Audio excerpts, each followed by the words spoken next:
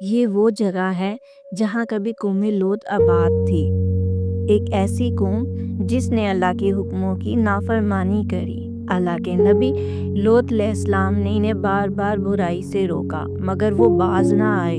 پھر اللہ کا حکم آیا اور اللہ تعالیٰ نے زمین کو الٹ دیا اور ان پر پتھروں کی بارش کی۔ آج اسی جگہ کو ڈیڈ سی یا بحر مردار کہا جاتا ہے۔ یہ وہ جگہ ہے جہاں کوئی جاندار نہیں رہ سکتا، اللہ کی قدرت کی ایک زندہ نشانی جس کا ذکر قرآن پاک کی سورۃ ہجر کی آیات میں کچھ یوں ہے: پھر ہم نے اس بستی کو اوپر تلے کر دیا اور ان پر پکی مٹی کے پتھروں کی بارش برسائی۔ بے شک اس میں عبرت کی نشانیاں ہیں ان کے لیے جو غور کرنے والے ہیں۔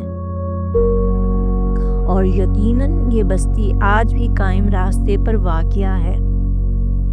یہی وہ جملہ ہے جو بتاتا ہے کہ وہ جگہ آج بھی زمین پر موجود ہے، یعنی ڈیڈ سیاہ کے